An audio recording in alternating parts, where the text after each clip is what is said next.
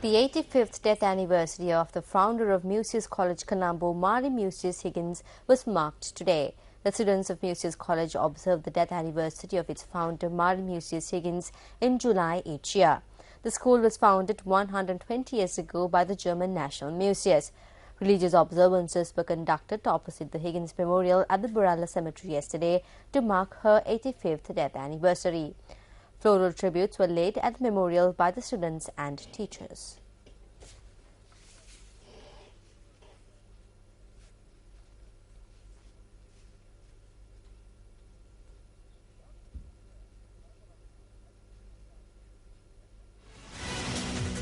Rameshwar Bandara joins us now with the latest from the global arena.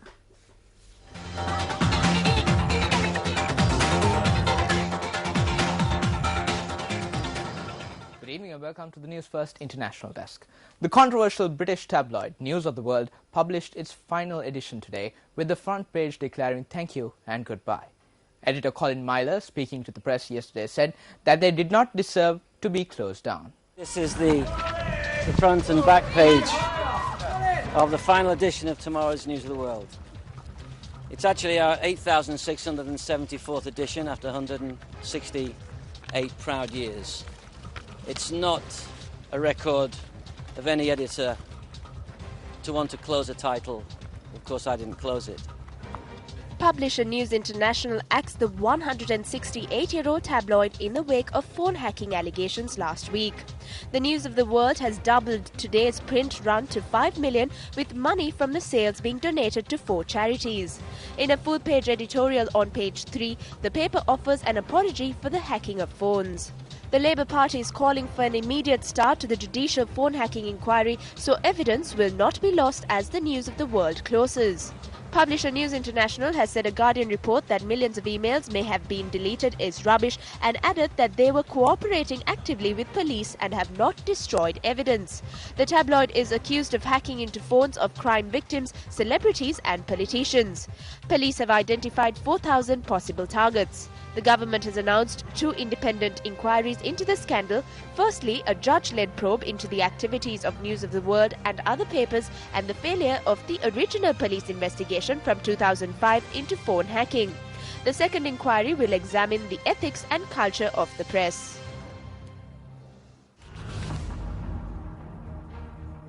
Egyptian Prime Minister Essam Sharaf has ordered the suspension of police accused of killing protesters during the uprising that toppled President Hosni Mubarak.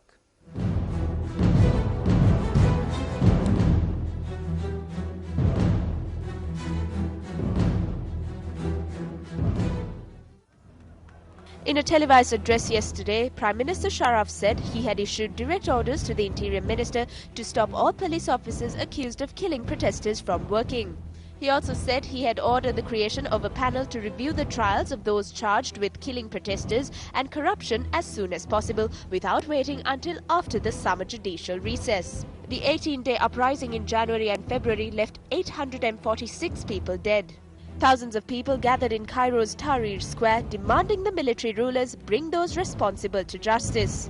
They also want faster political reform, a purge of the remnants of Mubarak's regime and an end to the military trials of civilians. So far, only 1 policeman has been convicted in more than a dozen court cases over the crackdown on protesters. Earlier this week, 7 other policemen accused of killing demonstrators were released on bail, while a Cairo court acquitted 3 ministers from the regime who had been charged with squandering public funds. Egyptian media reported that Tahrir Square looked and sounded like it did during the overthrow of Mubarak, seething with discontent and defiance. There were also protests in Alexandria and Suez.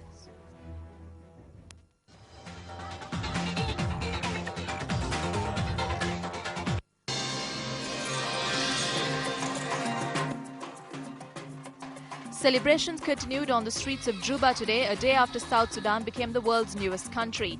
Residents crowded the streets, many of them waving the country's new flag or carrying placards bearing messages of goodwill for the start of a new era.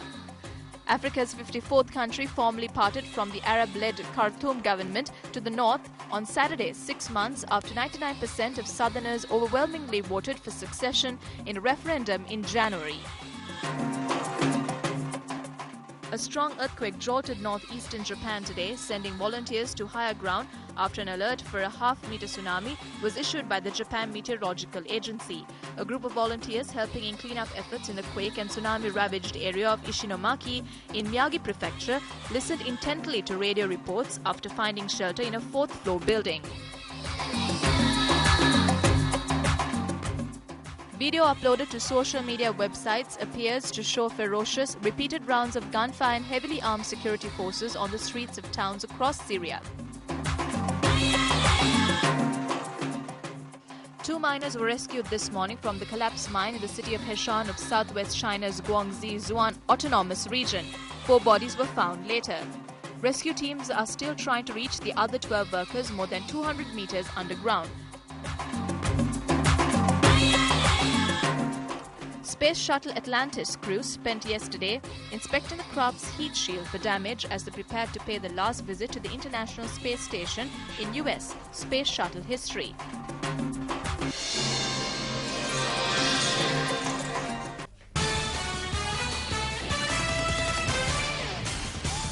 Well, what's happening in the world of sports? Ramesh Bandar is here with the latest.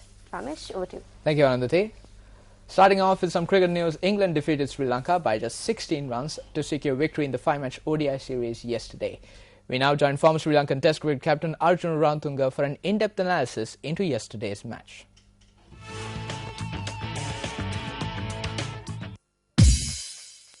England came out and played really good cricket. The 2 openers got into form, got close to 100 runs in the first 15 overs. I felt that is where Sri Lanka lost the game at the start. When it comes to the batting, the England openers, Highsmith and Cook gave a very good start. Then Morgan and Trott played a very important innings. And when it comes to the Sri Lankan bowling, it was a pretty decent wicket. It was more like keeping England under 300 will be a very, very important thing for the Sri Lankan bowlers. I felt when they started, the 2 openers like Kulasekara, the 2 senior bowlers, Kulasekara and Malinga didn't bowl that well. Randeep played this entire series pretty well. He bowled very well. When Sri Lanka started the innings, they had a really bad start. They lost 3 early wickets. They lost new boy Karunaratne, then Dilshan, then Mahela Javardhana before they got into 30 runs. And once again, Chandimal, Sangakkara established the middle order. They played very sensibly. And when they were getting into real form, a couple of bad shots.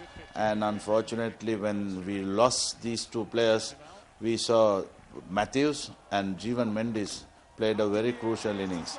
And it was more like these 2 players could have finished the game rather than keeping into the lower middle order. England bowling attack, I think they were very consistent from the start. They used to get very early wickets, and generally the way England planned, the way England won this particular series was tremendous. Well, Sri Lanka managed to come up to 16th place at the 19th Asian Games, which drew to a close today in Kobe, Japan. Incidentally, Sri Lanka secured 2 bronze medals at the Games. China was awarded first place with an overall tally of 19 medals, which comprised of 5 gold medals, 9 silver and 5 bronze. Bahrain came in second, while host Japan were awarded third place. Sri Lankan athlete Chaminda Vijayakone, who represented the 1,500 meters event, clocked a time of 3 minutes and 44.01 seconds to win the bronze medal. It was Sri Lanka's first medal at the Games. Sri Lankan sprinter Christina Merrill, who represented the women's 400 meters hurdles event, won Sri Lanka's second medal as she was placed third in the event. She also set a Sri Lankan record at the Games by clocking 56.83 seconds in the heat. Meanwhile, Shehan Ambepite, who took part in the 200 meters event today, was placed 6th with a time of 21.16 seconds. Chandika Subhashini, who represented the women's 200 meters event, was placed 4th. Moreover, Sri Lanka's men's 4x400 meters team were also placed 4th in their respective event.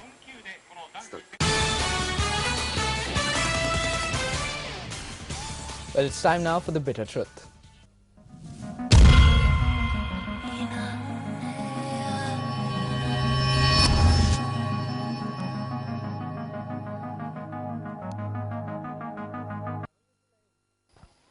On the 30th of last month, a new set of regulations were presented with regards to the broadcasting rights of international cricket encounters.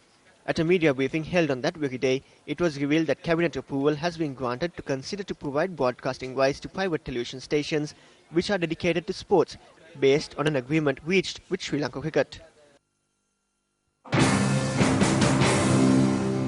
SLPL තරගාවලියේ විකාශන අයිතිය. The main objective through this move was to provide the broadcasting rights of the SLPL to the Carlton Sports Network. However, it was given a long time ago, and it was also approved by the cabinet. Everyone in the country knows about the ownership of Carlton Sports Network and who is managing it. දන්නවා Carlton නාලිකාවේ අයිතිය සහ ඒ පවත්වාගෙන යන්නේ කවුද කියලා. It was on the 12th of May that Sri Lanka Cricket released official details about the Sri Lankan Premier League or the SLPL. Meanwhile, the former head of marketing confirmed that the secretary of the interim committee of Sri Lanka Cricket at that time, Nishantha Ranatunga, played a key role when preparing the tenders to select a sponsor as well as providing broadcasting rights.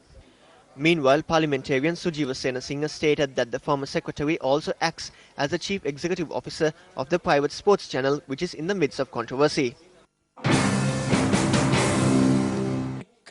Sri Lanka Cricket Board arrived at the COP yesterday. Nishantha Ranatunga was also present. He is today at the Carlton organisation. We asked him who are the other directors. A family member of a high-ranking official of the government is also a director. When we questioned Nishantha Ranatunga, he failed to respond.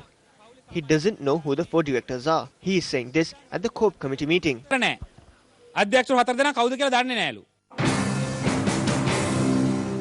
තුරු පාලක කමිටුවේ ලේකම් ධූරය දරූ තැනැත්තෙකු එම කාලය තුලදීම It is against the law and all norms for an individual who held the post of secretary of the Sri Lanka Cricket Interim Committee to also hold a top position at a sports channel. It is hard to say whether deals are done with transparency, as he has to act according to the influences. This is a good example to show that the administration of Sri Lanka Cricket operates in its capacity based on political needs. Sri Lanka cricket පරිපාලනය දේශපාලන ඌමනාවන් මත සිය තනතුරු ක්‍රියාත්මක වීමට හොඳම උදාහරණයක්. Our efforts to contact the former secretary and the former chairman of the Sri Lanka Cricket Interim Committee for their views on these allegations levelled proved futile. However, the present chairman of the Sri Lanka Cricket Interim Committee, Upali Dharmadasa, emphasised that there is no such agreement reached between Sri Lanka Cricket and the relevant sports network in question. When inquired as to whether the sponsor of the SLPL had reached an agreement with the relevant sports network, he stated that he was not aware of such an agreement. What sort of investigations will be carried out on these deals which have been allegedly reached behind the walls in order to safeguard the name of Sri Lanka Cricket?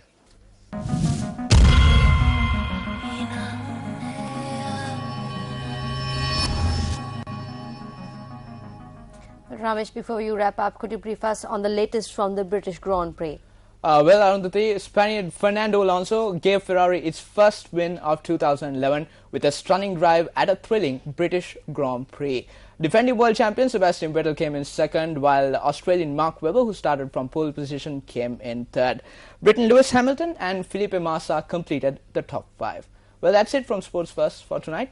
It's back to you, Arundhati. Thank you, Ramesh. Colombo celebrated the Bon Odori festival yesterday. Entertainment First has the details.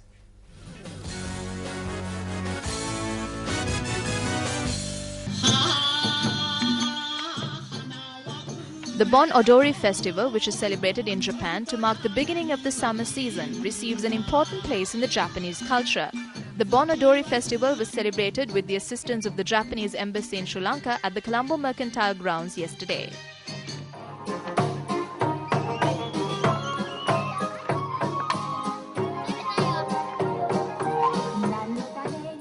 Not only Japanese nationals but Sri Lankans too participated in this dance.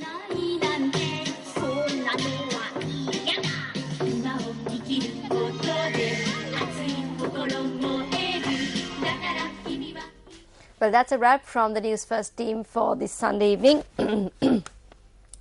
But do log on to our website www.newsfirst.lk for the very latest on the world around you. I'm Arundhati Mudanayaka. Thank you very much for joining us. Good night.